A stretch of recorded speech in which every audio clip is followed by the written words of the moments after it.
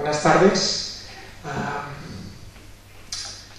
Hay mucho que procesar después de escuchar a Eduardo. A mí es mi tema, es lo que más me gusta y creo que es el tema que hay que poner sobre la mesa en el 100% de las iglesias evangélicas de España.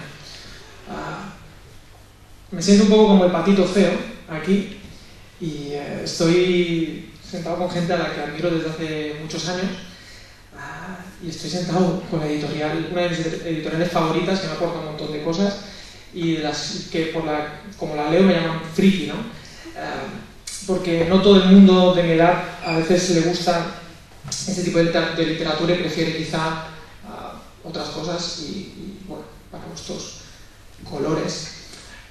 Estaba en un país de cuyo nombre no quiero acordarme, en una iglesia, y me tocaba compartir, habían dos plenarias, la primera la daba yo, la segunda la daba otro. Yo di mi plenaria, mi conferencia, y este hermano, este hombre salió y en mitad de la prédica decidió recoger una ofrenda, y él dijo, entre otras perlas, cuando vengas a traer tu ofrenda, no te olvides de pedir un deseo.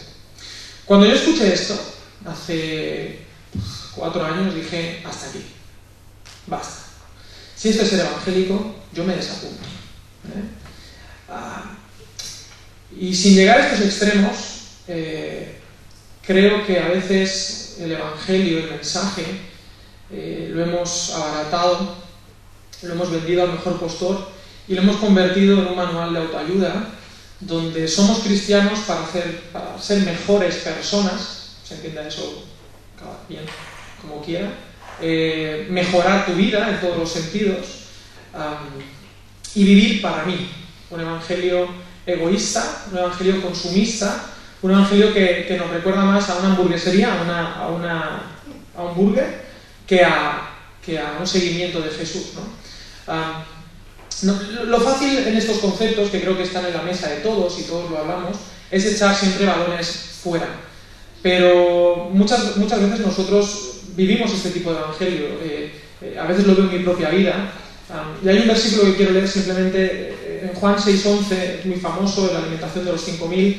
Y tomó Jesús aquellos panes y, habiendo dado gracias, los repartió entre los discípulos, y los discípulos entre los que estaban recostados, asimismo de los peces cuanto querían. Todos conocemos la historia y este versículo para mí es un cuadro perfecto de lo que muchas veces es la iglesia o es mi vida hoy.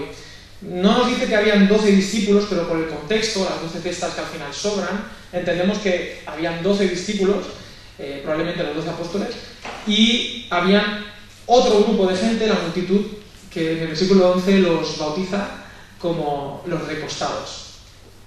Y para mí es un cuadro perfecto de lo que hoy es a veces la comunidad de Jesús. Un puñado de gente comprometida, dispuesta a seguir a Jesús, con sus errores, con sus fallos, con sus incomprensiones, pero con ganas de servir, con ganas de entender qué significa la misión, qué significa servir a otros y vivir para los demás, amando a Dios.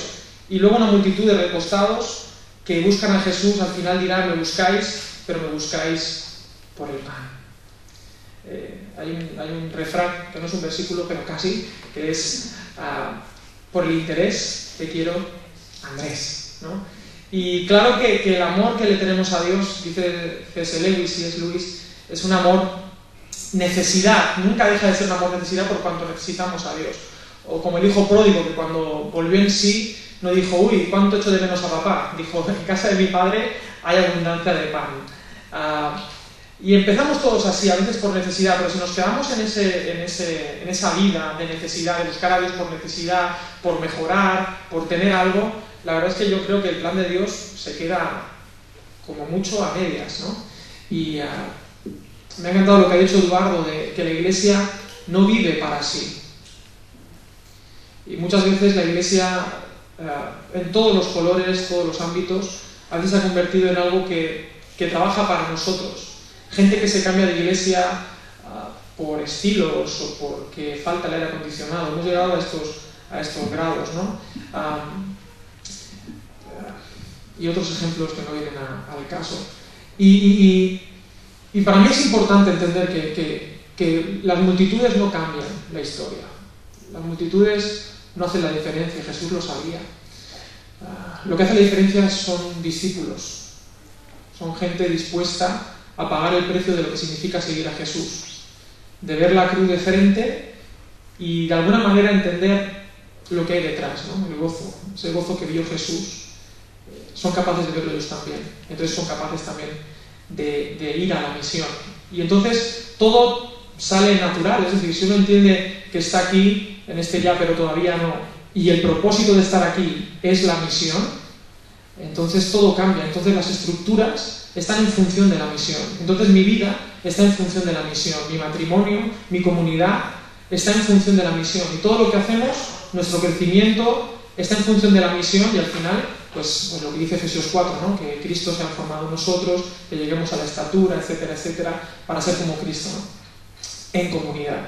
Entonces, frente a eso, pues bueno, escribí este libro que se llama Igle Burger, lo autoedité, y la portada es una cruz clavada en una hamburguesa, y cada uno entiende pues lo que entiende. Pretende ser un libro viral, en el sentido de que no desarrollo demasiado los temas, simplemente siembro semillas que creo que si son bien regadas pueden producir cambios importantes en la vida de los jóvenes y de nuestras iglesias. Los jóvenes no son peores que antes, no son peores que tú, cuando tú eras joven. Los jóvenes son jóvenes, y como muy bien han dicho, ahora hay maneras distintas de procesar la información, no es peor, es distinta. Y debemos, sin vender la fe una vez dada a los santos, hacernos comprensibles. No solamente tenemos el derecho de hacerlo, tenemos la obligación moral de hacerlo, y es el legado que tenemos de la Iglesia reformada. Es el legado que tenemos de la Reforma, perdón. El lema era, perdonad, no hablo latín en la intimidad, como andar catalán, pero decía algo así como Ecclesia reformata semper reformanda. No son estructuras lo que heredamos, sino un cambio constante en amor de la misión, sin vender el Evangelio. Es una tensión. Y no nos gusta la tensión, nos gusta vivir en lo seguro, en la doctrina firme, etcétera, etcétera. Pero es una tensión en la que Dios nos invita a vivir, porque la misión genera tensiones. Un poquito antes de Hechos capítulo 17, vemos a Pablo presentando la tensión que había generado que gentiles se convirtieran.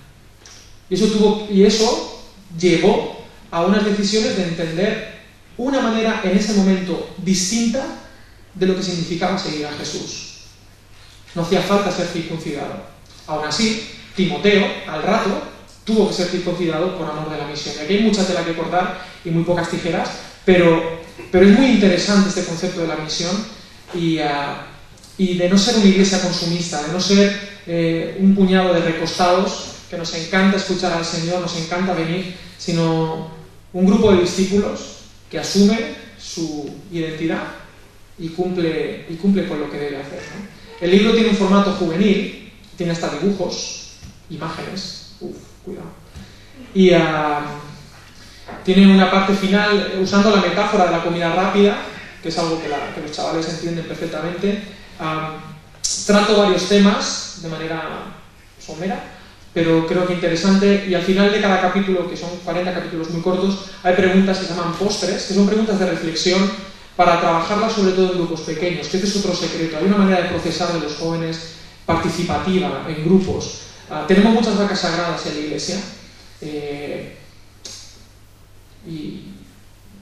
en India, no sé si allí en India hay vacas, y tú puedes ver vacas en lo que sería la avenida Constitución o la avenida Presidente Alexandre. Ves una vaca en el carril rápido y la gente no hace nada, y no tiene ningún sentido, pero como es sagrada nadie hace nada, ¿no? Yo creo que también como iglesia evangélica a veces tenemos nuestras vacas que no queremos mover, pero que están impidiendo la buena circulación del mensaje del Evangelio, sobre todo para las nuevas generaciones. Y una de ellas es, la manera que tenemos de transmitir ese mensaje puede cambiar. Podemos hacer que sea como quizá lo hacían antes, se compartía y la gente podía opinar, podían decir incluso hasta barbaridades, pero juntos en comunidad creaban verdad, si me entiendes, o descubrían verdad juntos, ¿no? Le hemos dicho tanto a nuestros jóvenes que la relación con Dios es personal, que es tan personal que ya no quieren saber nada de la iglesia. Debemos recuperar este sentido de comunidad también, porque Dios nos llama a cada uno de nosotros, pero para formar parte de una comunidad que le sigue. No hay llaneros solitarios en el Evangelio, El único hermano que conozco que podría hacer eso se llama Chuck Norris, pero el resto de nosotros necesitamos comunidad, y los jóvenes necesitan entender esto, porque si no se nos van a ir de las iglesias locales, por su culpa y por la nuestra, por la de todos. Entonces, bueno, no me quiero alargar más, ya que Eduardo se ha aportado también, yo no voy a ser menos. Gracias por invitarme y bueno, les recomiendo ir. ¿Cuánto? Sí, son, ¿cuánto? No sé cuánto es, 12 euros. 12.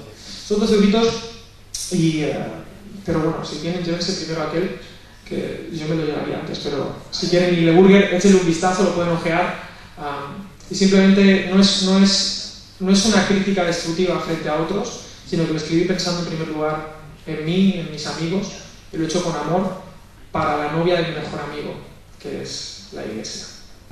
Gracias.